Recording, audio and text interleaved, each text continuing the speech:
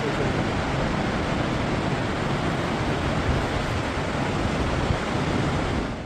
मैं देवप्रयाग आया हुआ था और जैसे कि हमें पता है कि देवप्रयाग एक संगम वाली जगह है जहाँ पे अलकनंदा रिवर और भागीरथी रिवर का मिलन होता है और मिल करके गंगा बनती है। तो जैसा दोनों का नेचर बहुत ही अलग होता है, अलकनंदा का नेचर होता है एकदम शांत और भागीरथी रिवर का नेचर होता है बहुत ही उतार चढ़ाव वाला। तो मैम मैं चाहता हूँ कि आप इससे रिलेटेड मेंटल हेल्थ पर कुछ मैसेज दीजिए हमारे सारे व्यूअर्स को। हाँ सौमित्र, तुमने बहुत अच्छा क्वेश्चन पूछा है।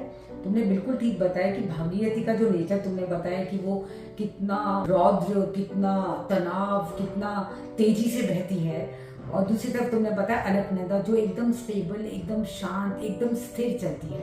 तुमने ये बात भी बिल्कुल ठीक बताया कि जब दोनों का संगम होता है उनकी एक नई इमेज होती है, एक नया रूप होता है जिसे हम पवित्र गंगा कहते हैं। और ये नया रूप जो गंगा का है, ये मिश्रण है दोनों का। मिश्रण इन द सेंस कि कभी इसमें रौद्र है, कभी इसमें शांति है, कभी अस्थिरता है तो कभी स्थिरता है।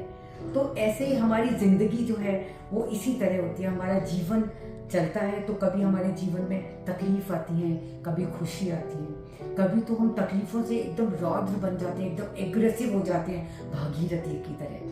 और कभी हम अलकनंदा की तरह जब हम ओवरकम कर जाते हैं अपने स्ट्रेस को, एंग्जाइटी को और जो ऑब्स्टेकल्स को लाइफ के, तो हम शांत हो जाते हैं। हमें बिल्कुल शांत भी नहीं होना है और हमें बहुत रौद्र भी नहीं होना है। हमें गंगा के स्वरूप को अपने जीवन जैसा बनाना है, जैसे कि कभी उथल कभी पुथल, कभी एग्रेशन, कभी बिल्कुल शांत। तो गंगा की तरह जीवन जीना एक अच्छा रहेगा हमारे लिए। और देखो, कोई भी नदी हो, भागीरथी, अलकनंदा, गंगा, तीनों कितनी ट्रांसपेरेंट है। ऐसे ही हमारी लाइफ में सारे रिश्तों में ट्रांसपेरेंसी होनी चाहिए। तीनों ही नदी ऑब्स्टेकल को पार करके अपना फ्लो नहीं रोकती हैं। ऐसे ही हमें अपनी लाइफ में ऑब्स्टेकल को पार करके फॉरवर्ड बनना है पवित्र गंगा की तरह। तो मैं ये कहना चाहूंगी कि ये एक नेचुरल वे है, ये एक नेचर है जिसमें हमारी पवित्र गंगा है। ऐसे ही हमारा बिहेवियर भी एक नेचुरल होना चाहिए, है ना, जिसमें इनर पीस भी शामिल हो।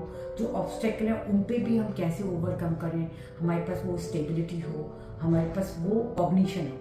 तो मेरा यही संदेश है कि जब हमारा मन अशांत हो तो हमें ऐसे साधन ढूंढने, ऐसे नेचर में आना है कि हम बैठ के सोच के अपने ऑब्स्टेकल को पार कर सकें, अपने को शांत कर सकें। एक बैलेंस गंगा रिवर की तरह अपनी लाइफ को जिए और कभी स्ट्रांग बनिए, कभी काम रहिए, हमेशा पॉजिटिव रहिए। यही मेरा संदेश है। Doom Psycho Therapeutic Center.